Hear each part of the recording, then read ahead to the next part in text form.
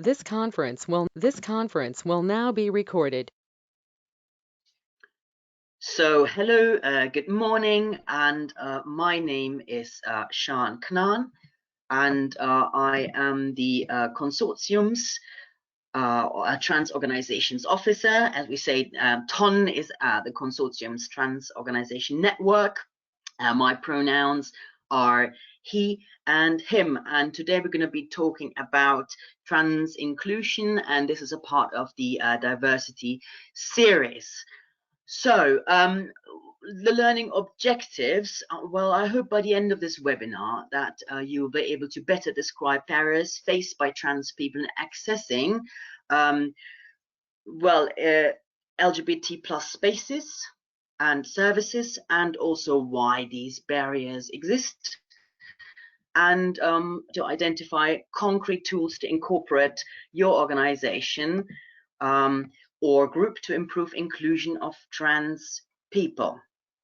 So, and I'd like to also point out that in terms of terminology, I'll be using trans today as an umbrella term for a great variety of transgender, diverse, and non-binary identities and expressions. So it is an inclusive term.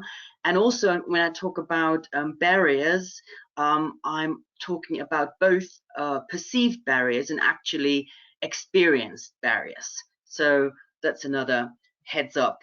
So there are obviously quite a few barriers, and I'd like to browse through those fairly swiftly, because what I really want to focus on is on solutions. So if this slide would move, then I could just get on with it. One sec, I'm sorry. Oops, it just stuck. Yeah, okay. Whoops, there we go. So there are a number of barriers that I have identified through some of the work I've been doing, and also looking at some of the stats and figures from our member organizations, including LGBT Foundation, Stonewall, Mermaids, Gendered Intelligence, JIAS, and other trans-focused or trans-specific programs and groups that the consortium is working with, and they are our members. So as most of us know, in terms of trans communities or trans user groups, trans people are, even in the UK, a vulnerable group. And this is in all areas of life, where we have found that trans people are disadvantaged disproportionately. And this is not just compared to the cisgender population, but also to the LGBTQ plus population. So this could be, for example, in employment, housing, healthcare. Just as an example, Stonewall's 2017 LGBT in Britain Trans Report has identified that 1 in 4 trans people have experienced homelessness at some point in their lives, and that 2 in 5 trans people and 3 in 10 non-binary people have experienced hate crime or incident because of their gender identity in the last 12 months. And obviously, the media backlash, I'm sure you've come across some of the media bias in terms of all sorts of things: Gender Recognition Act reform, trans prisoners, trans kids and families, school curriculum, and so on and so forth. And this sort of media backlash has certainly not helped. And through this kind of stigmatization of trans people and trans identities, this has led to isolation, poor mental health, and other things, which has definitely not contributed to the fact that trans people are, missing or disproportionately less present in certain areas, including in LGBT plus spaces. One of the things that I've come across is what a lot of trans people describe as the imposter syndrome, which could be identified as some sort of or defined as a feeling or a collection of feelings of inadequacy. And this sort of feeling of inadequacy, it's not quite a mental health condition, it's more like a psychological theory rather than that, but it is actually an experience, psychological state of having this feeling to have to hide, and this feeling of being found out, of not being able to pass, or somehow to be inadequate in certain spaces or areas. And this is a lot of what seems to be, according to quite a few trans people, keeping them away from being involved in certain spaces, including LGBT spaces. So yeah, this has also to do with the fact that we have this ever-growing LGBT plus alphabet soup, as we can just call it. And as much as it is great to have an inclusive term, this term also causes erasure, and trans people are not the only group that is being often erased in that LGBT acronym. But it is, I think, quite obvious that the LGBT plus is being used without that actually anything specific is being offered to trans, non-binary, and gender diverse people. So some organizations, and I've seen that in some of the membership and outside our membership, are saying they're offering LGBT services. But when you then really look at what programs, activities, and services or groups are being offered, user groups, is actually not targeting trans, non-binary, and gender diverse people specifically. But obviously everyone says, yes, yes, you're welcome. However, I think, well, as we see later on, the solutions, more work needs to be done to truly be inclusive and truly be able to welcome and attract trans and gender diverse and non-binary people. Another thing is to do with that well, there is still transphobia in some LGBT, well, T spaces, and I would say LGBT spaces for this purpose. And we all know that sadly there are also some groups now forming that are trans exclusionary. And although, I mean, thankfully that is not the case in any of our member groups, the consortium makes sure there is a lot of safety around and safe spaces around that. But there are within even inclusion, spaces of inclusion, LGBT inclusion, there are individual voices or gatekeepers that perhaps are not overtly trans exclusionary. However, they would still somehow have some prejudices, and it would somehow filter through their work they would do within this particular LGBT group or organization.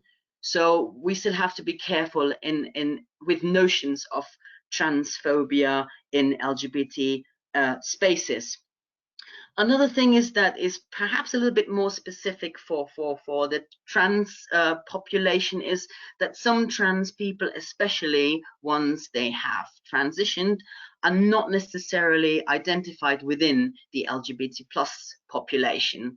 So what we call is they lead a stealth life, for example. That means they, are just participating in any space really, where cisgender or straight people, workplaces or groups or whatever, also areas of life where people are not necessarily trans, participating as trans people. They're just participating as people, and they want to participate as people and not essentially be identified with the trans label. But then obviously this somehow kind of, yeah, well, it adds to this feeling of being erased, and it also adds to the fact that some LGBT groups can't get hold of trans people because trans people do not want to necessarily be part of those LGBT spaces. So it's a little bit of a merry-go-round and a bit of a vicious cycle as well. Yeah, so I've sort of kind of touched on that a little bit before. There are also a lot of LGBT services and programs that are offered. They are not automatically inclusive, although some people seem to think that if you call something LGBT, it is automatically inclusive, but it isn't. And although obviously there are common issues that all LGBTQI plus people face, there are also specific issues, needs, requirements around trans and non-binary user groups, and very often these are not identified properly, and so that's why services are not provided. That means that trans users are either not attracted or they drop out because they feel there's nothing for them in this particular group or program. And some of this obviously has to do with the lack of consultation with trans people, and I'm going to touch on that later again. Trans people are not included sometimes in some of the programs when the programs or like funding bids, for example, get put together. And that's why needs and requirements of certain trans user groups are being left out. And often what I will call T tokenism. Well, we have seen that people say, or groups say, or organizations say, well, we definitely know we have included the T and the LGBT in our programs activities because we have, for example, one trans or non-binary staff member, or we have a couple of users that fall under this sort of user group, trans and non-binary. And so it turns into a tick box exercise, but rather than looking into, have we really catered for these groups, and also not, for example, burdening this one particular trans staff member to represent a very, very diverse trans community. So that's another thing about T tokenism, and this happens, sometimes.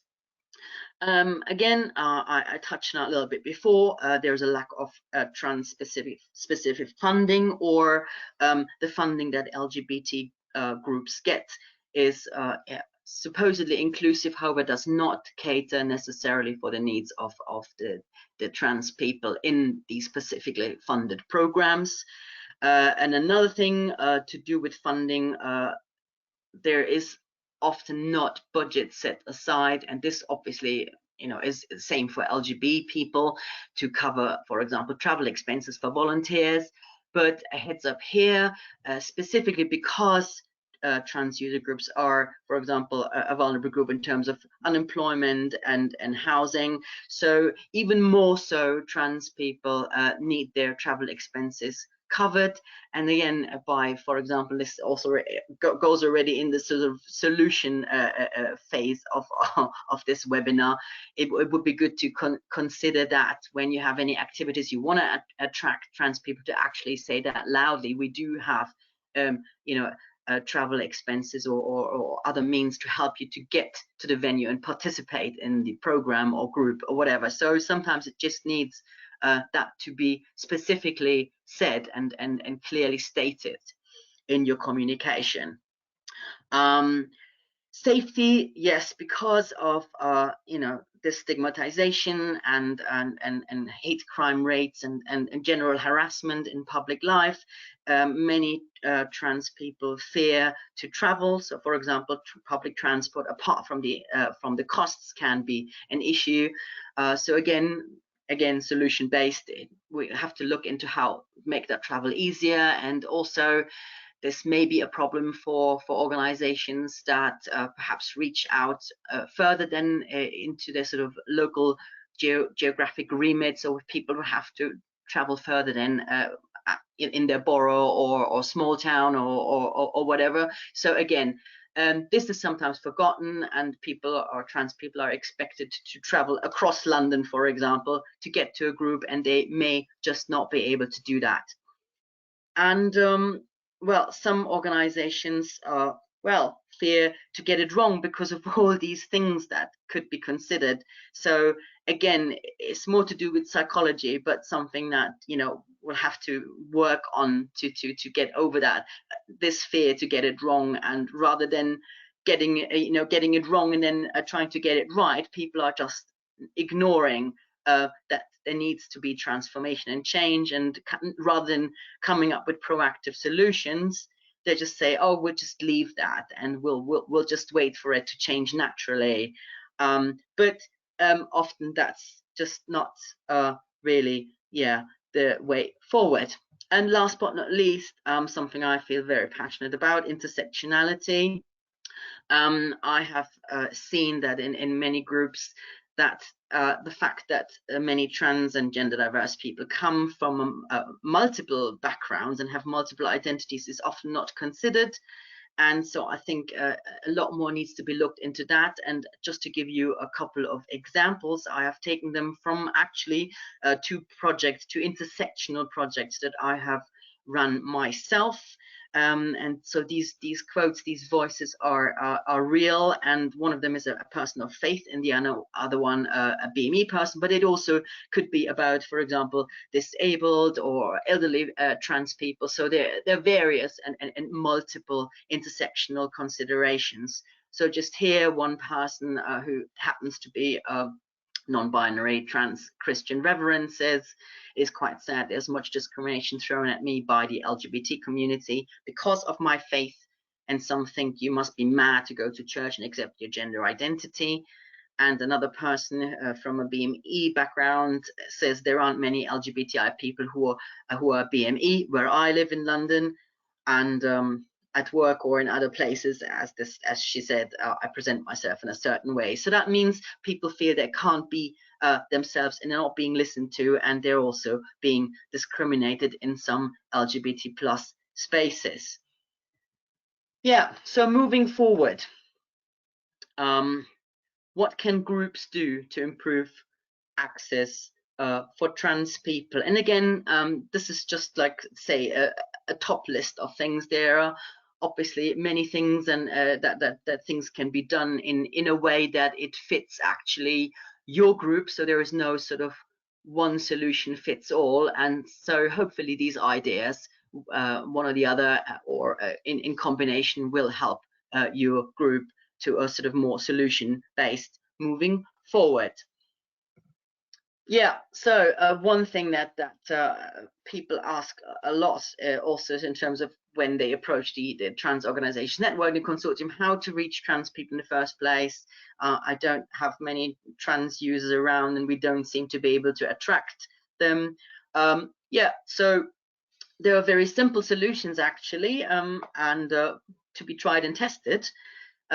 Simply to say, to make sure that trans people are visibly welcome. And this visibly, if I look at some of the, even just websites of some of our members or non-members LGBT groups, I can't see that the actual, visibly making people feel welcome, and actually calling for people to engage and join.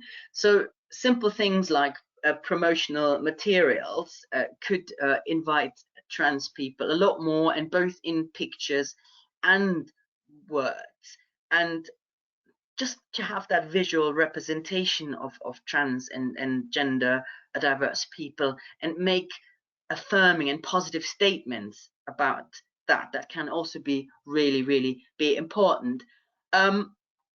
So one thing that I'm finding really useful to use, obviously, imagery, and myself, I've come across this problem to not have enough photos, say, about of trans and gender diverse people. And here is a quick heads up: be very mindful to put out photos into the public sphere of trans people that of your organization or members, because obviously there is a risk with that, because of the stigmatization and the harassment that trans people face. So specifically, maybe they come from certain BME or faith backgrounds, even more so.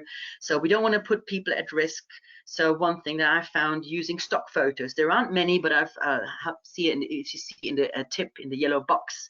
This is, for example, a brilliant, well, it's not UK, but you can use most of the photos as well in a UK context, and I've used them before. For example, here, this beautiful photo I've used, which I think is a very inclusive and affirming photo, and that could really illustrate that you are making efforts to include people, and you have thought about it, that people come from different backgrounds.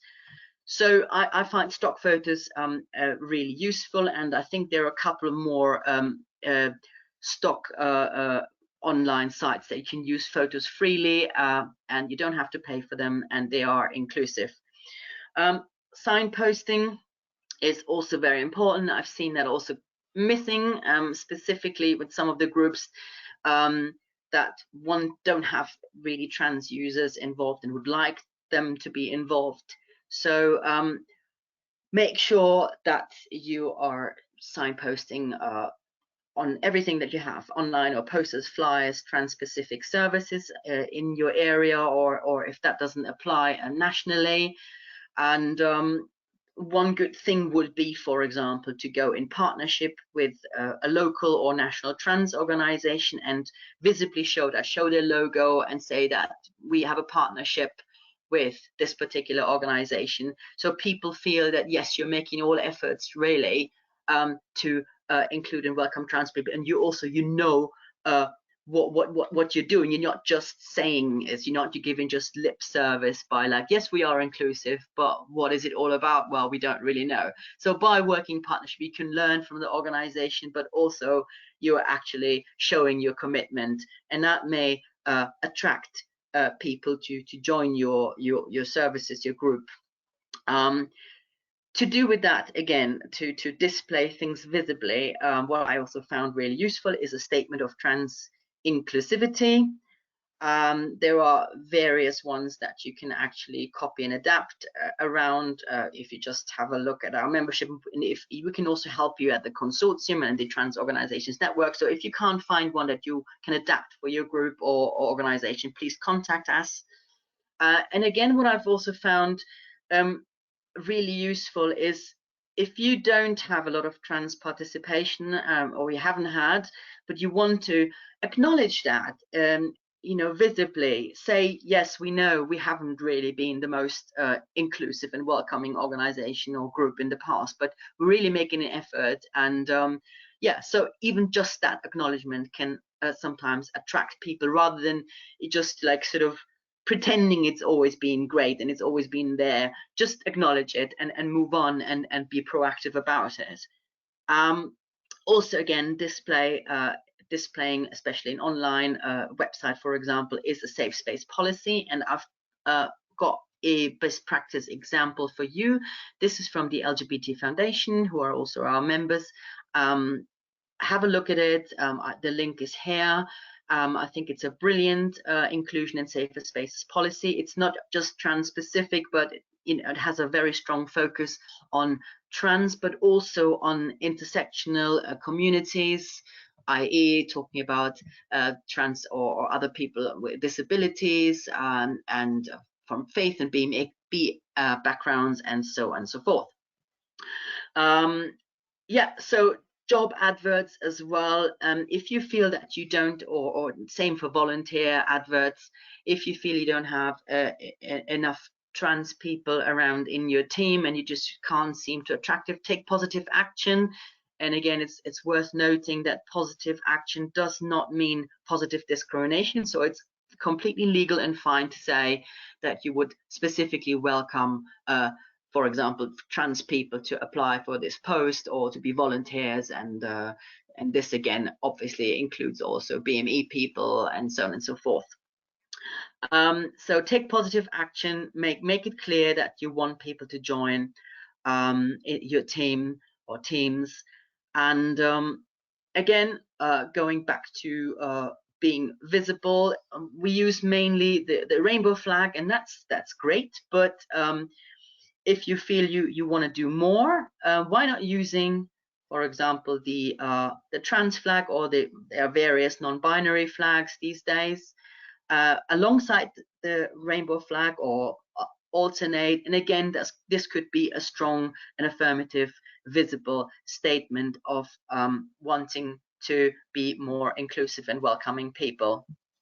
And again, I mean, this applies to everything I've said so far. And I will say, after, I'm a strong believer in peer power. So reach out, make partnerships, try to team up. Perhaps you find another organization or group in your locality that perhaps wants to attract also trans people, or perhaps it's not even an LGBT group, but there may be people, not the usual suspects, like it might be a faith group that has a trans member, or a BME group that has trans members. So why not working together a lot more? And I'm really seeing that happening more, but not enough.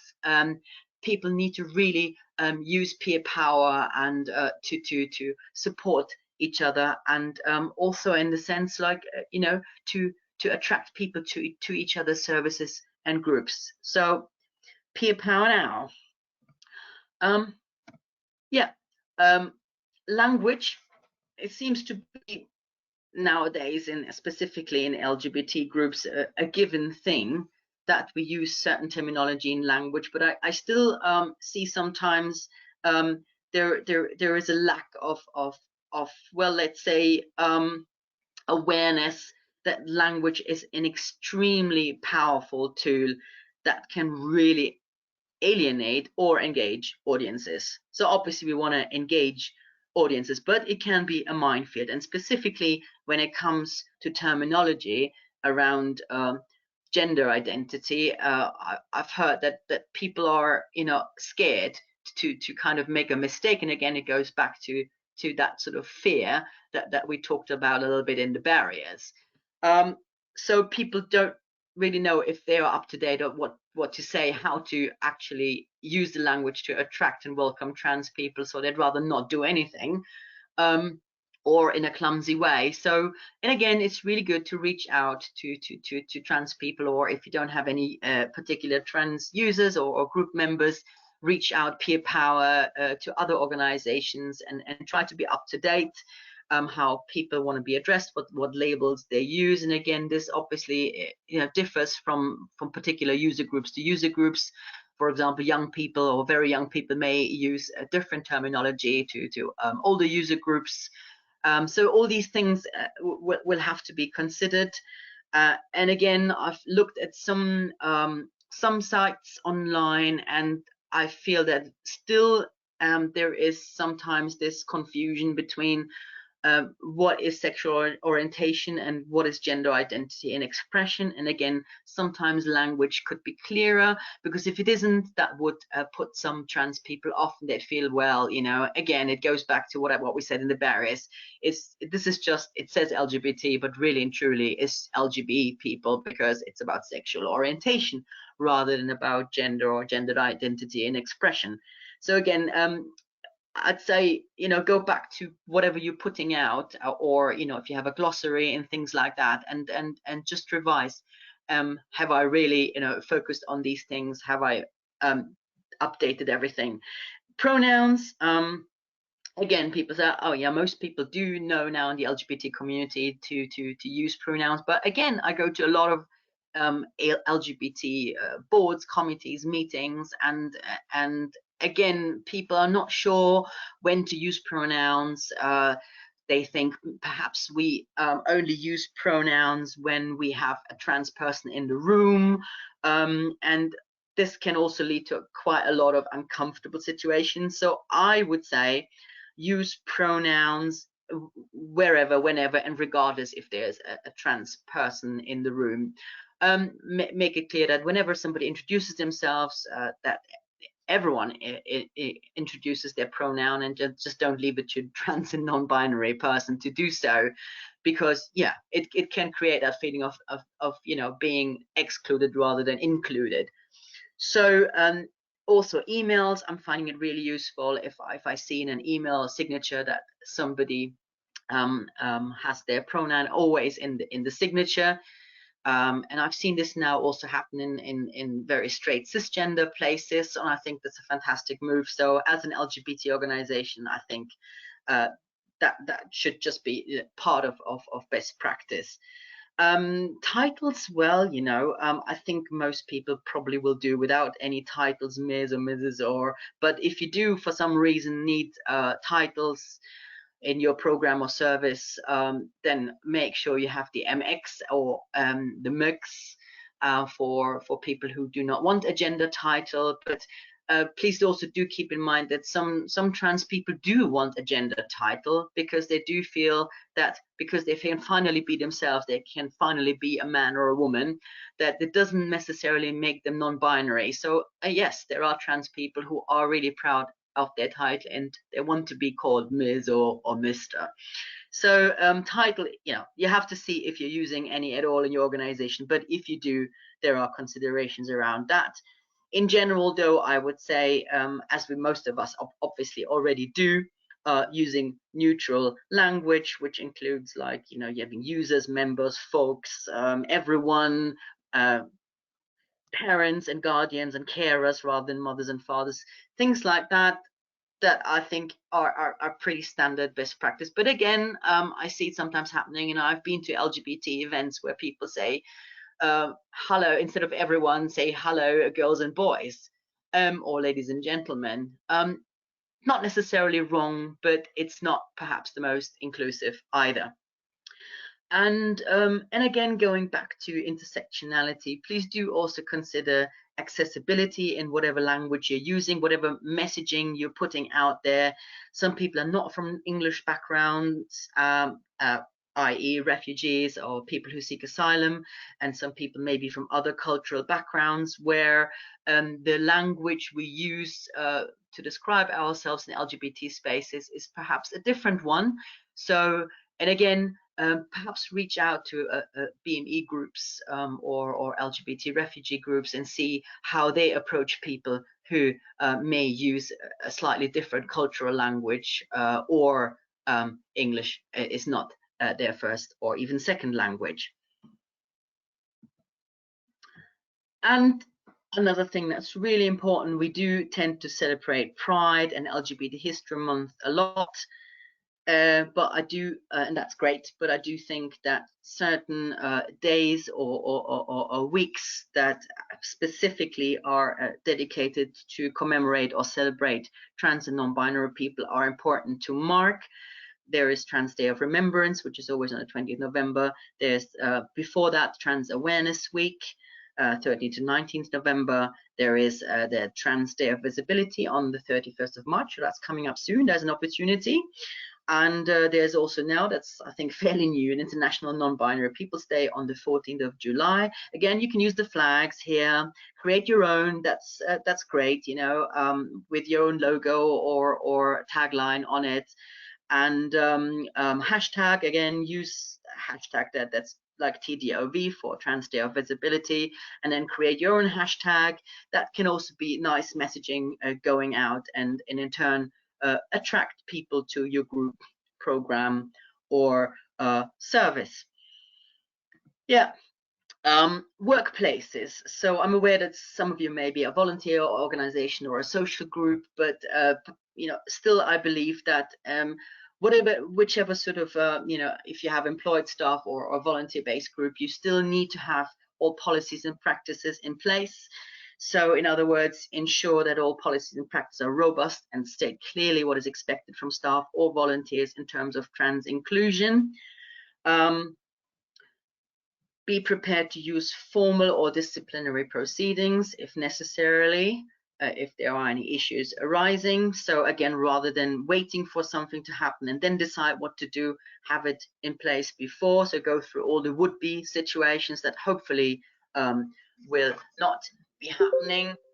Important about training is that if you induct any new volunteers or group members or staff members, have trans inclusion as part of the induction, and then don't rest on your laurels, just do a refresher. Because again, you know, things change, terminology change, or certain policies or legislation may change. So again, people need to be reminded and updated in your group or in your staff team. Make sure that training is as safe as can be, and a safe and supported space for staff and volunteers alike, and that any sort of prejudices are being challenged without the feeling that people may be judged. So as we said before, the barriers, there may be somebody who perhaps has, you know, notions or feeling insecure about trans people in single-sex spaces or as part of their, say, lesbian group or gay men's group. So there might be feeling people who have uncomfortable feelings, not necessarily transphobic, but could come across as that. So make sure that these being addressed in a way that people are not being judged, and there's a proactive way forward, and giving them the space to actually perhaps change their opinion or their approach to that. At the recruitment stage, and this could be also obviously volunteer recruitment, make it clear that all new staff or team members will be expected to engage with trans issues, and any sort of prejudice will not be tolerated. provide, for example, one-on-one conversations. It doesn't have to be a staff sort of in a formal thing. It can be an informal conversation to make sure that people don't have any questions or concerns that need to be discussed. And just sort of a heads up, the Equality Act, and most of us obviously know that gender reassignment, as it's worded, is included in the Equality Act. It's a protected characteristic. It focuses though on trans people, and is not necessarily inclusive of the entire gender diverse population or community. So to go above and beyond the law and incorporate non-binary and other identities in all your policies and activities. So in other words, whilst it's useful to have the Equality Act as part of your policies and practices, it is probably not enough. And some people, because of this sort of wording of the current Equality Act when it comes to gender reassignment, people are sometimes not sure if they're included. So it can give people confidence if you're making that clear outside your duty, obviously, in the sense of the Equality Act, your legal duty. Monitoring is something that we feel really passionate about at the consortium, and some especially smaller groups, obviously because of a lack of capacity and other reasons, are not doing enough. But monitoring is really important, specifically when it comes to gender or trans status, as much as sexual orientation of staff, volunteers, and users. There are various ways of doing that, and again, if you're not sure how to do that, you can contact the consortium and the Trans Organizations Network. We will help you with that. It is really important in terms of how to just how welcome and attract people, but also to keep a track on if you do anything to attract trans people to your services or programs. It would be good to evaluate that from time to time. So it's good to actually keep observing how not just the numbers change, but also the qualitative experience of your users. And again, there are various ways of doing that. We'd be happy to help you with that. Important again, though, the barriers that we discussed. Make sure that you separate gender and trans status in all your monitoring from sexual orientation. Of course, though, this is a heads up. Of course, many trans people are also gay, lesbian, bi, pan, asexual, and other sexual orientations and expressions. So again, there are also obviously cross sections. However, still the trans status need to be monitored in a separate question or in a separate category. And again, always leave for people to opt out to indicate their trans status. And for me, though, the most important thing about this point monitoring is that people are much more likely to answer questions if they know why they're being asked. So in other words, tell trans people why it may be important to ask about their trans status. And for example, that you could have guidelines to the, say, monitoring form that explain that. So again, this would increase participation, and trans people would feel more welcome and included if they know why they have to say or do certain things.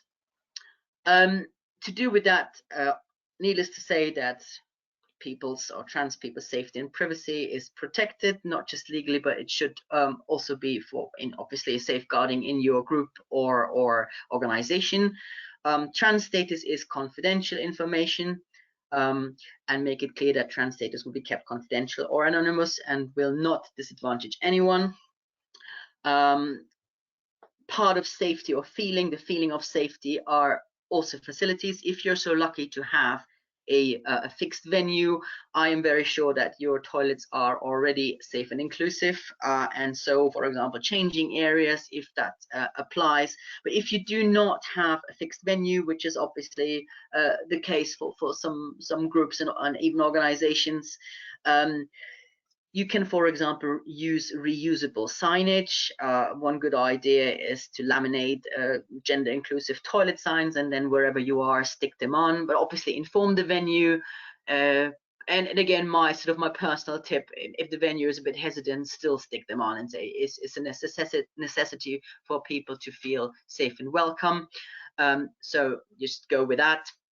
And yeah, and again, toilets, make sure you have various options. Some trans people, as with the titles and pronouns, are binary identified, so don't make all perhaps toilets in terms of gender neutral. If perhaps it would be a good idea to keep some gendered spaces, but again, more important is actually that they are safe cubicles and they are inclusive cubicles.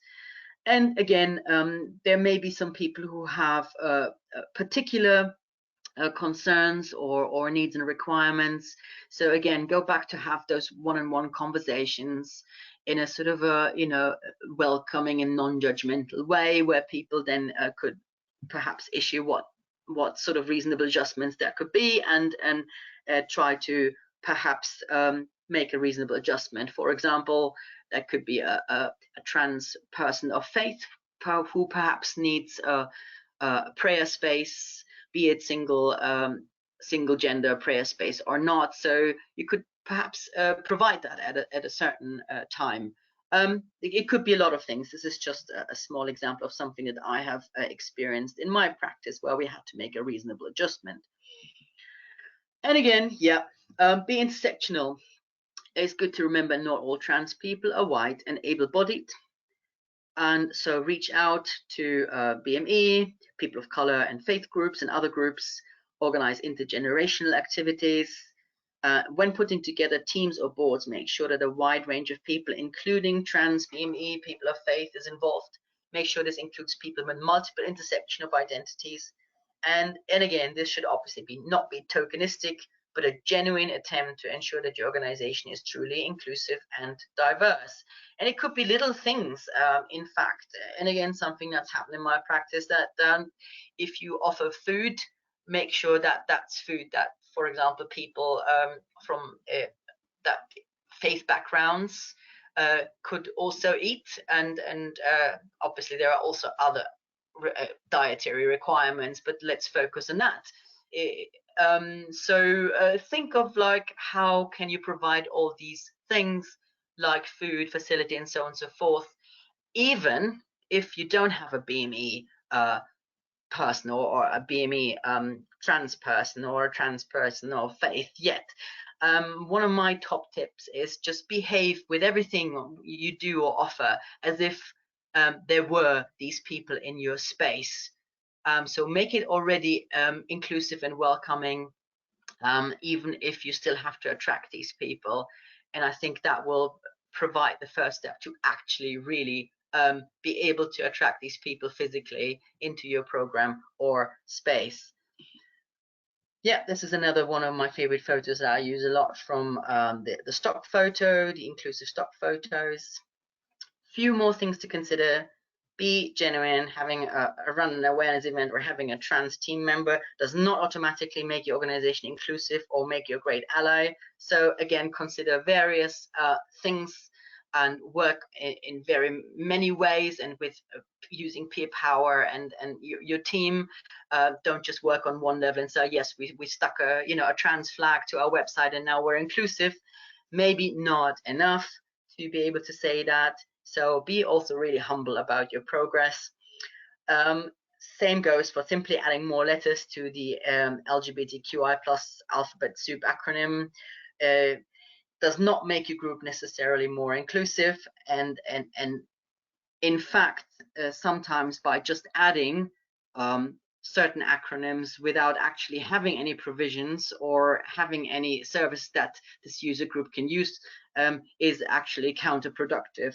So I've heard, for example, from intersex people, they'd rather not have you add the I for intersex to the acronym. If they then come to your group, I bet you have actually no idea what intersex people is even, or what intersex people need. then actually that's even worse than not adding it. So another thing, food for thought. And of course, there are various fears and around that. I'm aware of that, but I think the best thing is always ask. Reach out and ask. Consult trans people, and if you have any budget at all, put some budget aside for this consultation. A lot of trans people are expected to, you know, to be the encyclopedia of trans and give all this this wealth of knowledge and information and lived experience for free. But yeah, I think if you can at all offer either, you know, a payment or anything else in exchange for that consultation about trans experiences. Yeah, nothing about us without us. If you can at all, please consult or bring in a trans, gender diverse and non-binary person to help you with transforming your programs and making them more inclusive and welcome. Yeah, now we're getting to the Q&A stage.